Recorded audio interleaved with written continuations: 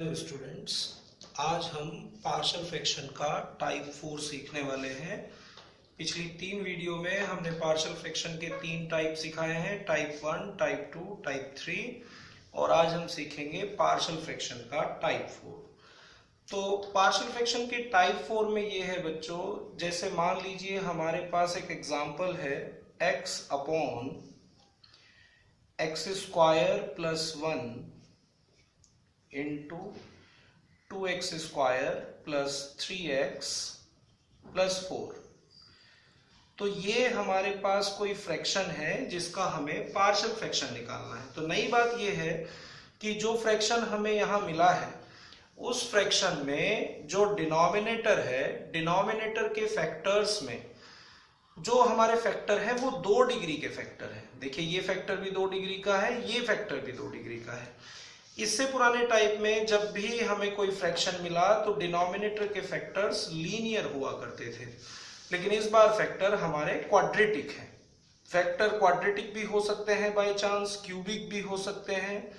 जैसे यहां देख रहे हैं कि डिनोमिनेटर के फैक्टर क्वाड्रेटिक हैं और इनको लीनियर में कन्वर्ट नहीं किया जा सकता है, तो तब क्वाड्रेटिक फैक्टर्स के कोरस्पोंडिंग या क्यूबिक फैक्टर्स के कोरस्पोंडिंग, यानी कि 1 डिग्री से ज्यादा डिग्री के फैक्टर के कोरस्पोंडिंग पार्शियल फ्रैक्शन कैसे लिखे जाते हैं।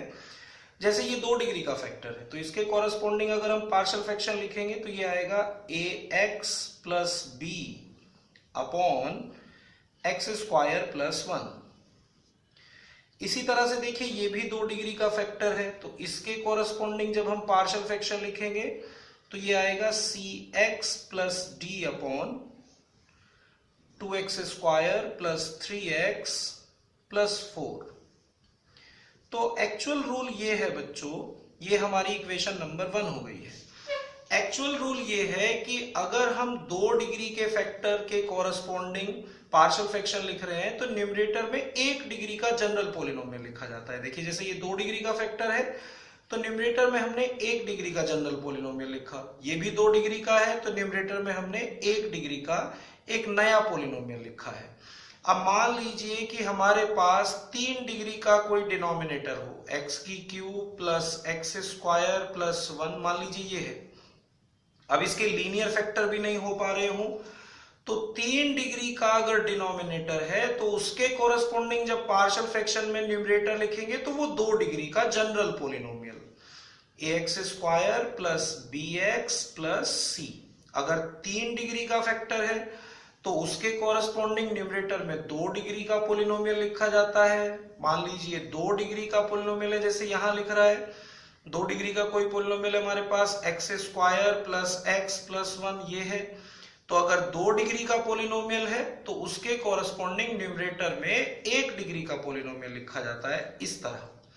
और अगर 1 डिग्री का पॉलिनोमियल हो ऐसे, जैसे डिनोमिनेटर में 1 डिग्री का पॉलिनोमियल है तो न्यूमरेटर में फिर 0 डिग्री का पॉलिनोमियल लिखा जाता है ये। अब बच्चों ये जैसे सिंगल कांस्टेंट दिखता है, जैसे ये तो आप लोग समझ रहे हैं कि ये 2 डिग्री का जनरल पॉलिनोमियल है। जनरल पॉलिनोमियल से मतलब क्योंकि जनरल कांस्टेंट्स यहां लगाए गए हैं, particular 2x square plus 3x इस तरह नहीं लिखा हुआ है। जनरल कोफिशिएंट है मतलब ये एक जनरल पॉलिनोमियल है। ये 2 डिग्री का जनरल पॉलिनोमियल है क्योंकि डिनोमिनेटर हमारा 3 डिग्री का पॉलिनोमियल है। अगर डिनोमिनेटर 2 डिग्री का हो तो न्यूमरेटर में 1 डिग्री का पॉलिनोमियल लिखा जाता है, और अगर डिनोमिनेटर 1 डिग्री का है तो फिर न्यूमरेटर में 0 डिग्री का पॉलिनोमियल लिखा जाता है। अब बहुत सारे स्टूडेंट को ये लगता है कि ये तो कांस्टेंट है, तो बच्चों ये कांस्टेंट सिर्फ दिखता है, एक्चुअली ये भी एक पॉलिनोमियल है। a को देखिए हम ऐसे लिख सकते हैं a इंटू एक्स की पावर 0। तो x की पावर 0 की वैल्यू 1 होती है, इंटू में a तो वैल्यू तो a ही दिखती है, लेकिन ये कैसा पॉलिनोमियल है, ये 0 डिग्री का पॉलिनोमियल है। तो अगर डिनोमिनेटर 1 डिग्री का हो तो न्यूमरेटर में 0 डिग्री का पॉलिनोमियल लिखेंगे। अगर डिनोमिनेटर 2 डिग्री का पॉलिनोमियल हो तो न्यूमरेटर में 1 डिग्री का पॉलिनोमियल लिखेंगे, और अगर डिनोमिनेटर 3 डिग्री का हो तो न्यूमरेटर में 2 डिग्री का पॉलिनोमियल लिखते हैं। तो यहां जो हमें फ्रैक्शन मिला है उस फ्रैक्शन में हमारे पास जो फैक्टर्स हैं, हर फैक्टर 2 डिग्री का पॉलिनोमियल है। तो 2 डिग्री के हर फैक्टर के कोरस्पोंडिंग जब पार्शियल फ्रैक्शन हम लिखेंगे तो उसके न्यूमरेटर में 1 डिग्री का पॉलिनोमियल लिखेंगे। जैसे ये 2 डिग्री का है तो न्यूमरेटर में 1 डिग्री का पोलिनोमियल लिखा, ये भी 2 डिग्री का है तो इसके कॉरस्पॉन्डिंग भी न्यूमरेटर में 1 डिग्री का ही पोलिनोमियल लिखा। बस इस बात का ध्यान रखना है कि हर एक पार्शियल फ्रैक्शन के कॉरस्पॉन्डिंग जब हम न्यूमरेटर लिख रहे होंगे और न्यूमरेटर में जनरल पोलिनोमियल लिख रहे होंगे तो हर एक टर्म में कोफिशिएंट्स अलग लिए जाएं। जैसे यहां हमने ए बी लिया तो दूसरे टर्म में हमने सी डी लिया, बाई चांस कोई तीसरा भी होता तो उसमें नए कोफिशिएंट ई एफ लगाते। तो इस टाइप के फ्रैक्शन के पार्शियल फ्रैक्शन इस तरह लिखे जाएंगे। अब आगे का काम है, देखिए इसके पार्शियल फ्रैक्शन ये हो गए हैं, बस अब आगे का जो भी वर्क है हमारा वो ये जो unknown A B C D है इनकी वैल्यू को मेजर करना है। तो उसके लिए अपना प्रीवियस तरीका ही है, सबसे पहले यहां एलसीएम लीजिए। एलसीएम हमेशा वही आता है जो लेफ्ट साइड में हमारा फ्रैक्शन है, जो उसका डिनोमिनेटर है, राइट साइड में भी हमारा एलसीएम हमेशा वही आएगा। तो इधर भी एलसीएम क्या हो जाएगा हमारा, एक्स स्क्वायर प्लस 1 और 2x square plus 3x plus 4, और न्यूमरेटर में आएगा ax प्लस b और इसके इनटू में आएगा 2x square plus 3x plus 4 और प्लस cx प्लस d और इसके इनटू में आएगा हमारा x स्क्वायर प्लस 1। अब देखिए डिनोमिनेटर से डिनोमिनेटर कैंसिल हो जाता है तो ये बचता है x equal ax plus b और इसके इनटू में 2x square plus 3x plus 4 plus cx plus d और इसके इनटू में x स्क्वायर प्लस 1। अब हम लोग क्या करते हैं कि पुराने जो टाइप हैं, टाइप 1, टाइप 2 या टाइप 3, तो देखो उसमें हम क्या करा करते थे कि जो पार्शियल फ्रैक्शंस हैं उनमें से एक एक पार्शियल फ्रैक्शन का डिनोमिनेटर 0 के इक्वल रखते थे और x की वैल्यू निकालकर फिर वो हम यहां रखते थे, जिससे हमारे किसी ना किसी अननोन की वैल्यू निकल जाती थी, जैसे a की निकल जाए या b की निकल जाए। अब लेकिन अगर क्वाड्रेटिक फैक्टर है, मान लीजिए ये है और हम इसको 0 रखकर वैल्यू निकालने की कोशिश करें तो क्या प्रॉब्लम आती है। जैसे हम x स्क्वायर प्लस 1 को 0 के इक्वल रखें तो यहां से x की वैल्यू आती है √-1, ये एक इमेजिनरी वैल्यू है। या देखिए अगर हम इसको 0 रखें तो इमेजिनरी वैल्यू बच्चों यहां इस इक्वेशन में पुट नहीं करनी होती है। अगर मान लीजिए हम इसको 0 रखने का ट्रायल करें, 2x square plus 3x plus 4 equal 0 रखें और श्रीधराचार्य फॉर्मूला से x की वैल्यू निकालें तो बैठेगी -3 plus minus √b square minus 4ac upon 2a। तो यहां भी देखिए अंडर रूट के अंदर नेगेटिव आएगा, इसका मतलब x की वैल्यू यहां भी इमेजिनरी आएगी।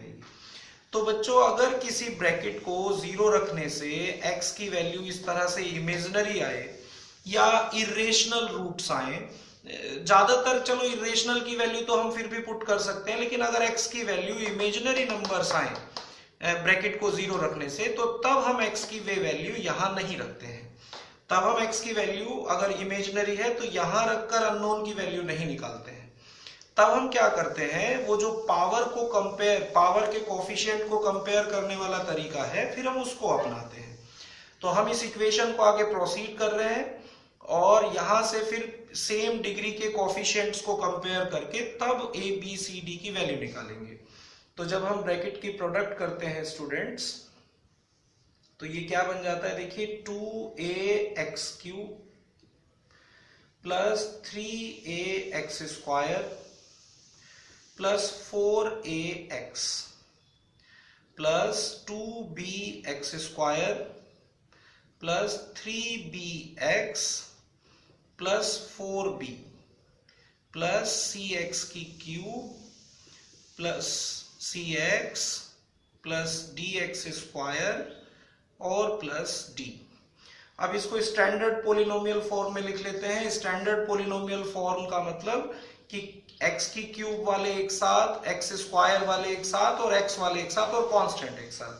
तो x³ वालों में से जब हम x³ कॉमन लेंगे तो ये आएगा 2a प्लस c।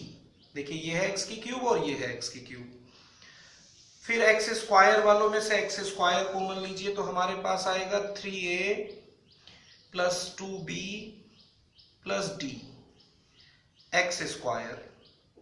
फिर x वालों में से x कॉमन लीजिए तो जब x वालों में से x कॉमन लेंगे तो हमारे पास आएगा 4a plus 3b plus c। और फिर कांस्टेंट टर्म एक साथ लिखिए। तो कांस्टेंट टर्म जो जिसमें x नहीं है कौन कौन है, एक तो 4b और एक d, तो 4b प्लस d। हमने इसको जनरल पोलिनोमियल की फॉर्म में लिख लिया है। अब दोनों तरफ सेम डिग्री के कोफिशिएंट को कंपेयर करिए। इक्वेटिंग कोफिशिएंट्स ऑफ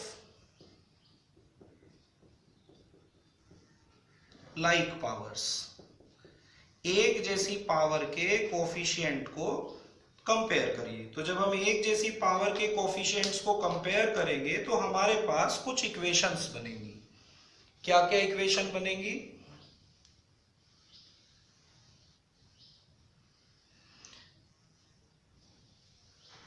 देखिए, जब x की क्यूब के कोफिशिएंट को दोनों ओर हम कंपेयर करेंगे तो इधर x की क्यूब का कोफिशिएंट है 2a plus c right side में, और लेफ्ट साइड में हमें x की क्यूब दिखाई नहीं देता है तो इसका मतलब x की क्यूब का कोफिशिएंट है 0। ये इक्वेशन फर्स्ट हो गई। फिर यहां एक्स स्क्वायर का कोफिशिएंट है 3a plus 2b plus d, और लेफ्ट साइड में एक्स स्क्वायर भी नहीं है तो उसका कोफिशिएंट भी 0 माना जाएगा। जो भी टर्म लेफ्ट में नहीं दिखाई देगी उसके कोफिशिएंट को 0 माना जाएगा।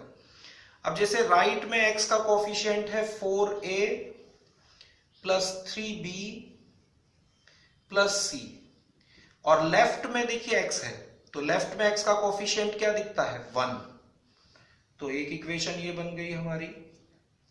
फिर कांस्टेंट टर्म को कंपेयर करिए तो राइट में कांस्टेंट टर्म है 4b प्लस d, और जबकि लेफ्ट में कांस्टेंट टर्म भी नहीं है तो वो क्या माना जाएगा 0। इस तरह से बच्चों हमारे पास 4 इक्वेशन बन गई हैं। इन चारों इक्वेशन को सॉल्व करके हम a b c d की वैल्यू पता कर सकते हैं।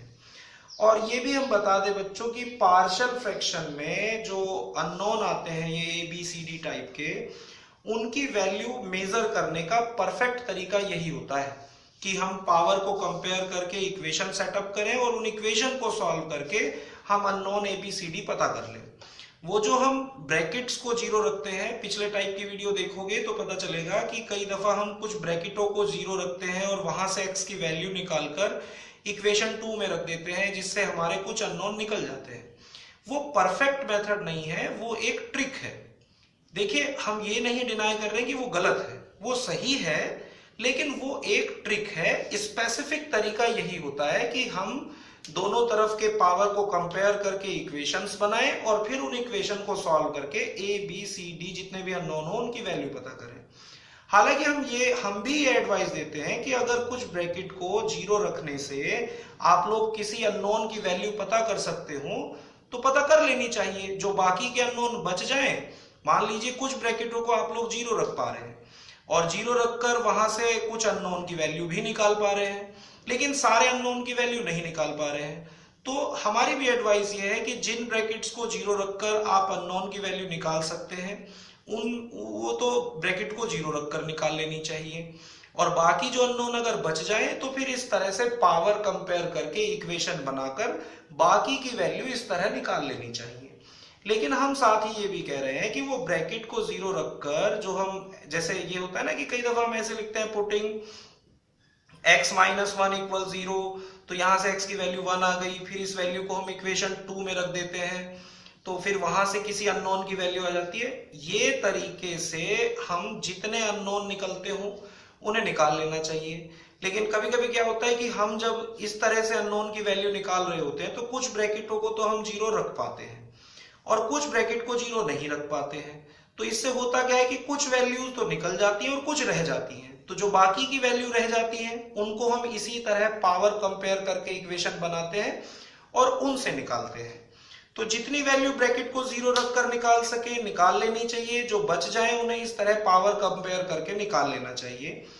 फिर भी परफेक्ट मेथड यही होता है कि अगर आप लोग ब्रैकेट को जीरो नहीं रखते हैं, सीधा सीधा पावर ही कंपेयर करते हैं और इस तरह से इक्वेशन बनाते हैं, तो सारी वैल्यू इन इक्वेशन के जरिए भी निकाली जा सकती है। लेकिन उसमें कभी कभी दिक्कत ये होती है स्टूडेंट्स कि ये जो इक्वेशंस बनती हैं इनको सॉल्व करना कई बार टिपिकल पड़ता है, तो इसलिए अगर पहले से कुछ वैल्यू निकल गई है तो वो हमें फिर ये इक्वेशन को सॉल्व करने में हेल्प मिल जाती है। खैर चलिए, अब हम इन इक्वेशंस को सॉल्व कर रहे हैं। तो इन इक्वेशन को सॉल्व करने में क्या करिए, इक्वेशन सेकंड माइनस इक्वेशन 4 कर देते हैं। Equation second minus equation 4 solving, या चलिए बस सीधा ही लिखते हैं, फ्रॉम इक्वेशन सेकंड माइनस 4। क्या फायदा होगा इससे हमें, देखिए हमारा d कैंसिल हो जाएगा, तो हमारी एक नई इक्वेशन बनेगी 3a, 2b में से जब 4b माइनस होंगे तो माइनस के 2b बच जाएगा और d कैंसिल हो जाएगा, तो एक नई इक्वेशन आ गई है 5th। इसी तरह से अब इक्वेशन थर्ड में से हम इक्वेशन फर्स्ट को माइनस कर रहे हैं, from equation third minus second, sorry हाँ, इक्वेशन थर्ड में से इक्वेशन फर्स्ट को माइनस करिए, फर्स्ट को। जब थर्ड में से फर्स्ट को माइनस करेंगे तो देखिए c कैंसिल हो जाएगा, 4a में से जब 2a माइनस होगा तो 2a बचेगा, 3b, यहां b है नहीं तो प्लस के 3b बचेगा और c कैंसिल हो जाएगा। और राइट साइड में जब 1 में से 0 जाएगा, अच्छा इधर भी इक्वल में 0 है यहां पर, और यहां इक्वल में 1 बचेगा। ये इक्वेशन 6 आ गई है। अब देखिए इक्वेशन 5 और इक्वेशन 6 ये दोनों a b में है, तो हम इन दोनों इक्वेशन को सॉल्व कर ले रहे हैं। इस इक्वेशन को तो मल्टीप्लाई कर रहे हैं हम 3 से, फ्रॉम फिफ्थ को, फ्रॉम इक्वेशन फिफ्थ को तो मल्टीप्लाई कर रहे हैं हम किससे, 3 से, और प्लस सिक्स्थ को मल्टीप्लाई कर रहे हैं 2 से। ऐसा करने से b कैंसिल हो जाएगा, तो यहां साइड में करके दिखाते हैं। जब हम इसको 3 से मल्टीप्लाई करेंगे तो हमारे पास बनेगा 9a और माइनस 6b और इक्वल 0। ये इक्वेशन नंबर 5th है जिसको हमने मल्टीप्लाई किया है 3 से, और फिर इसको हम 2 से कर रहे हैं तो 4a और प्लस 6b और इक्वल हो जाएगा 2। ये इक्वेशन नंबर 6 है जिसको मल्टीप्लाई किया गया है 2 से। फिर हम इन दोनों को ऐड कर दे रहे हैं, एडिंग। तो जब हम इन दोनों को ऐड करेंगे तो बच्चों 6b से 6b कैंसिल हो जाएगा, 13a इक्वल 2, और यहां से a की वैल्यू आ जाती है 2/13। अब देखिए a की वैल्यू अगर हम इक्वेशन 1 में रख दें तो c आ जाता है बड़े आराम से, फ्रॉम इक्वेशन फर्स्ट। जब इक्वेशन फर्स्ट में आप लोग a की वैल्यू यहां रखेंगे तो 2 इंटू 2/13 यानी 4/13 प्लस c इक्वल 0, या c इक्वल आ जाएगा माइनस के 4/13। अब हमारे पास c की वैल्यू भी आ गई है। अब ये करिए कि इक्वेशन नंबर 5 में a की वैल्यू रख दीजिए तो b आ जाएगा, फ्रॉम इक्वेशन 5th। तो इस इक्वेशन 5th में जब हम a की वैल्यु रखेंगे तो b की वैल्यू हमारी निकल कर आएगी और वो आएगी 3/13। देखिए इस तरह से ना, जब हम यहां वैल्यू रखेंगे तो ये बनेगा 6/13 माइनस 2b इक्वल 0, और यहां से b इक्वल करेंगे तो ये आएगा 3/13।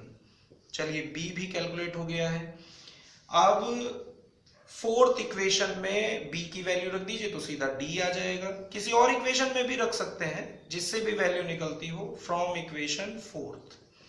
जिसमें भी वैल्यू रखने से इजीली वैल्यू निकल जाए उसी इक्वेशन में वैल्यू रखी जा सकती है। तो हम यहां रख रहे हैं तो d इक्वल आ जाता है हमारा माइनस के 12/13। तो देखिए स्टूडेंट, जितने भी अननोन थे हमारे ABCD वो सभी इन्हीं इक्वेशन के जरिए निकल गए हैं। अब ये सारे अननोन की वैल्यू अपनी इक्वेशन 1 में रख दीजिए, putting all values in equation 1। तो जब हम ये सारी वैल्यू इक्वेशन 1 में रखेंगे तो हमारी इक्वेशन 1 ध्यान हो क्या थी, x upon x square plus 1 और इसके इनटू में है 2x square plus 3x plus 4 और इक्वल में था बच्चों ax plus b upon x square plus 1 और प्लस cx प्लस d और अपॉन में था 2x square plus 3x plus 4। ये थी हमारी इक्वेशन नंबर 1। और अब a की वैल्यू कितनी निकली हमारी, a की वैल्यू हमारी निकल कर आई थी 2/13। b की वैल्यू कितनी निकली थी हमारी, b की वैल्यू हमारी आई थी 3/13। c की वैल्यू हमारी आई थी -4/13 और d की वैल्यू हमारी निकली थी -12/13। तो ये सारी वैल्यू स्टूडेंट्स इस इक्वेशन में रख दीजिए। तो ये बनेगा x upon x square plus 1 into में 2x square plus 3x plus 4 और इक्वल a की जगह जब वैल्यू रखोगे तो 2/13x प्लस 3/13 और अपॉन में x square plus 1 plus c की वैल्यू रखेंगे -4/13x और d की वैल्यू है -12/13 और अपॉन में है 2x square plus 3x plus 4। थोड़ा सा और सिंप्लीफाई कर लें अगर तो x upon x square plus 1 2x square plus 3x plus 4 equal, यहां से देखिए 1/13 कॉमन लिया जा सकता है। तो 1/13 हमने कॉमन लिया तो न्यूमरेटर में बचता है 2x प्लस 3 और अपॉन में आता है एक्स स्क्वायर प्लस 1। फिर इसी तरह बच्चों यहां पर माइनस के 4/13 कॉमन आता है तो माइनस के 4/13 कॉमन लिया हमने और अंदर बचता है x प्लस 3, चूंकि माइनस कॉमन ले लिया है तो अंदर प्लस हो जाएगा और 2x square plus 3x plus 4। तो ये हमारे पार्शियल फ्रैक्शन आ गए हैं। इस फ्रैक्शन के ये पार्शियल फ्रैक्शन है। अगर हमें अपने पार्शियल फ्रैक्शन पर डाउट है तो हम यहां पर एलसीएम ले, सिंप्लीफाई करें तो वापस से यही फ्रैक्शन क्रिएट होगा अगर हमारे पार्शियल फ्रैक्शन सही है। हम टेस्ट करके देख सकते हैं। तो फोर्थ टाइप के पार्शियल फ्रैक्शन इस तरह किए जाते हैं। कुछ और एक दो एग्जांपल हम बता रहे हैं यहां पर। जैसे मान लीजिए हमारे पास एक फ्रैक्शन है x upon x square plus 2x plus 4 और इसके इनटू में है हमारे पास x प्लस 3। तो इस बार देखिए जो फ्रैक्शन हमें मिला उस फ्रैक्शन में एक फैक्टर क्वाड्रेटिक है जबकि एक फैक्टर लीनियर है। तो हमने समझाया है क्वाड्रेटिक फैक्टर यानी 2 डिग्री के फैक्टर के कॉरस्पॉन्डिंग पार्शियल फ्रैक्शन क्या लिखेंगे, ax plus b upon x square plus 2x plus 4। 2 degree का फैक्टर है इसलिए उसके कॉरस्पॉन्डिंग न्यूमरेटर 1 डिग्री का पॉलिनोमियल और 1 डिग्री का जो फैक्टर है उसके कॉरस्पॉन्डिंग पार्शियल फ्रैक्शन में न्यूमरेटर में लिखेंगे 0 डिग्री का पॉलिनोमियल यानी सिंपल कांस्टेंट, लेकिन नया कांस्टेंट जो पहले फ्रैक्शन में यूज कर लिया हो वो दूसरे फ्रैक्शन में यूज ना करें कांस्टेंट, हर फ्रैक्शन के साथ नए कांस्टेंट्स लगाएं। तो ये इसके पार्शियल फ्रैक्शन हो गए हैं। अब आगे हमारा वर्क होगा कि हम a b c इन सब की वैल्यू को निकाल लें। तो वो आप लोग निकाल सकते हैं। देखिए जब यहाँ एलसीएम लोगे तो एक ब्रैकेट को तो 0 रख पाओगे, x प्लस 3 को 0 रख पाओगे, इक्वेशन 2 जो बनती है तो वहां से एक अननोन की वैल्यू आ जाएगी और बाकी अननोन की वैल्यू वही पावर के कोफिशिएंट को कंपेयर करके तब निकालेंगे। सेम पावर वाले जो टर्म है उनके कोफिशिएंट को कंपेयर करके बाकी की वैल्यू निकाल सकते हैं। एक और एग्जांपल देखिए, जैसे 5x plus 2 upon x plus 1।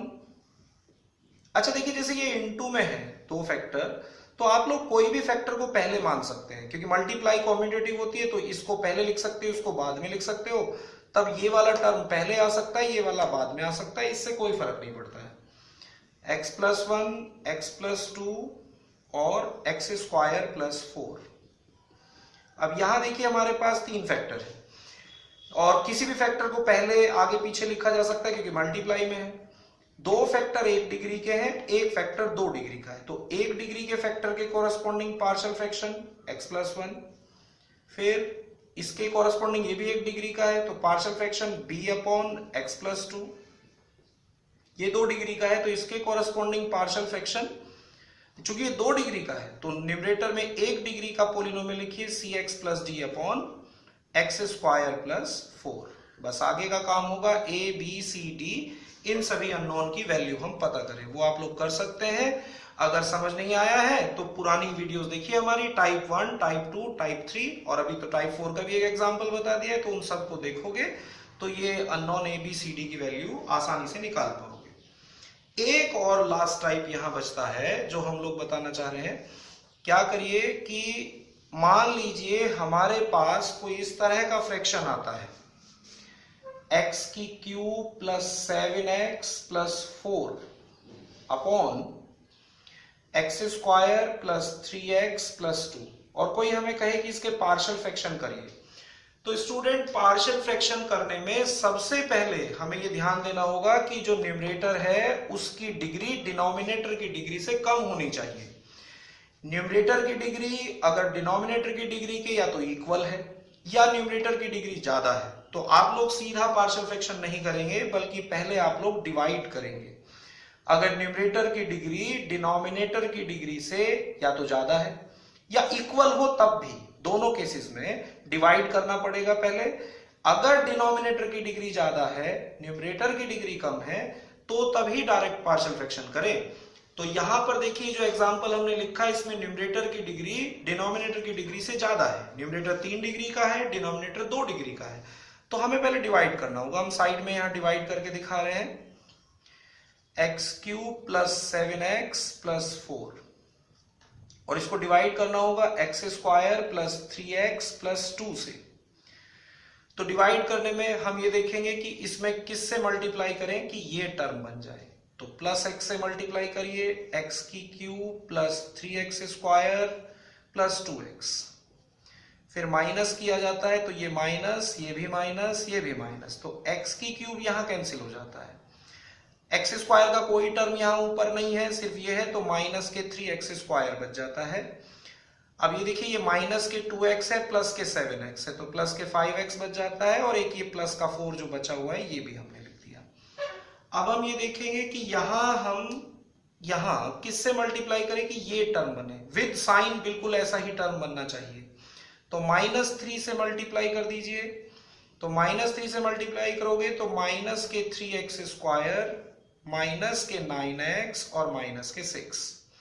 फिर हम माइनस करते हैं तो ये टर्म तो प्लस हो जाएगी, क्योंकि माइनस इंटू माइनस प्लस, यहां भी minus into minus plus, minus की मल्टीप्लाई होगी जब, और माइनस इंटू माइनस प्लस।